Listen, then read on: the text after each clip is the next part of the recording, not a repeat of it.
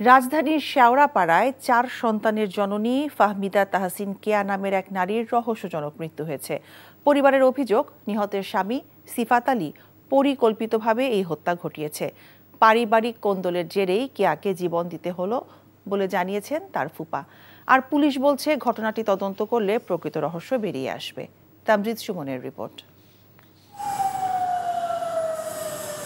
বাসায় ফেলে রাখা কর্মকাণ্ড দেখলে সহজেই বোঝা যায় প্রতিদিনের মতোই নিয়মিত গৃহস্থালির কাজ করছিলেন গৃহবধূ কেয়া। রান্নাবান্না কিংবা সন্তানকে খাওয়ানোর এসব চিহ্ন এখনও সেই সাক্ষী বহন করছে। কেয়ার স্বজনেরা জানান, বুধবার গভীর রাতে স্বামী সিফাত তার শাশুড়িকে ফোন করে জানান কেয়া আর নেই। অসুস্থ হয়ে পড়লে বন্ধ দরজার তালা ভেঙে কেয়াকে ঘর থেকে বের করা হয়। একই সাথে শাশুড়িকে জানান, ঘরের ফ্যানে ঝুলন্ত অবস্থায় কেয়াকে উদ্ধার করা হয়েছে। তবে ঘটনাস্থলের আলামতে একেবারেই ভিন্ন চিত্র। ফ্যানের অবস্থান কিংবা দরজার তালা সবই ছিল স্বাভাবিক। কেয়ার ফুফা অভিযোগ করে বলেন, পরিকল্পিতভাবেই হত্যা করা হয়েছে তার ভাতিজিকে। Planned murder.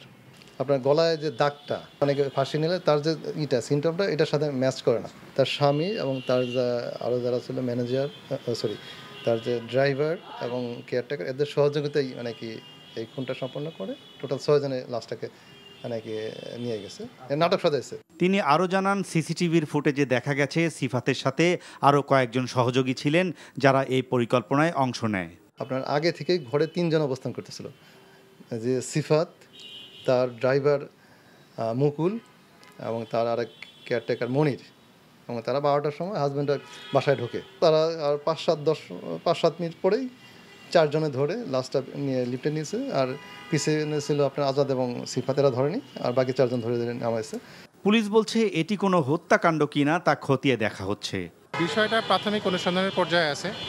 আমরা তথ্য প্রমাণ সংগ্রহ করতেছি। বাদীর কাছে আনিত অভিযোগ, কিভাবে সে অভিযোগ দেয়, অভিযোগের প্রেক্ষিতে আমরা পরবর্তী আইনগত ব্যবস্থা গ্রহণ করব।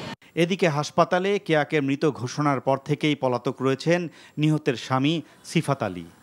Tamjid Suman, NTV news, Dhaka. Bundle থাকলে প্রতি সেনমানিতে টাকা বাঁচবে। বিকাশ সেনমানি বান্ডেল কিনে জিতুন প্রতি লেনদেনে।